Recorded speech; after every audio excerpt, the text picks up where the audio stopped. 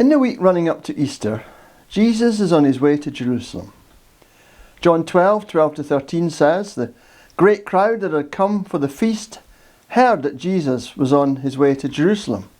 They took palm branches and went out to meet him, shouting, "Hosanna! Blessed is he who comes in the name of the Lord. Blessed is the King of Israel."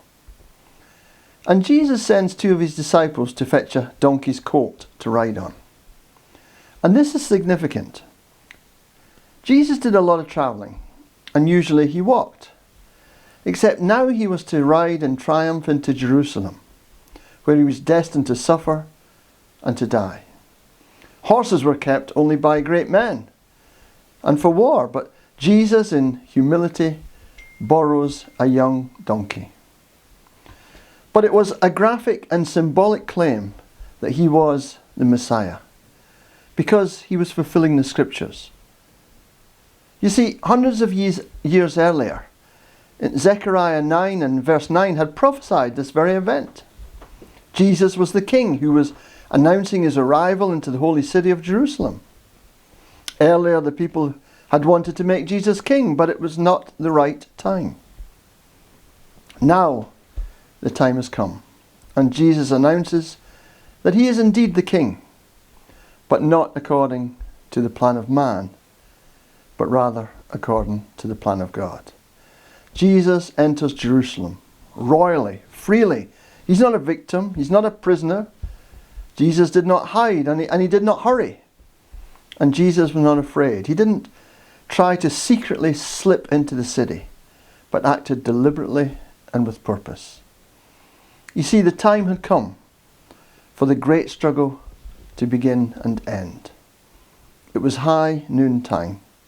The hour had arrived for the world to make the ultimate decision, to acknowledge him as ruler and king, or to reject him. The time had come for Jesus to fight the great battle with Satan, with sin and with death. The moment was at hand for Jesus to finish the work the Father had sent him to do, the work of redemption. The time had come for the king to claim his rightful throne. But not only was Jesus announcing his kingship, he was announcing the character of his kingdom. And it was not what the world had expected. He did not ride in on a white stallion, arrayed in fine attire, surrounded by a mighty army. Rather, he rode in on a beast of burden, a donkey colt. And his army was an unorganized mob of fishermen and farmers and shepherds. You see, the kingdom that Jesus was establishing, as he told Pilate, was a kingdom not of this world. It was not a physical kingdom, but a spiritual kingdom. Not a temporary kingdom, but an eternal kingdom. Normally when a king comes, something great and magnificent is expected. But there's nothing of that here. No prancing great white horse, but a meek, a slow-moving, humble donkey. Not even a saddle. The people had to put the cloaks on it for Jesus to sit on.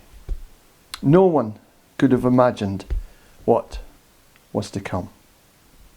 Thank you.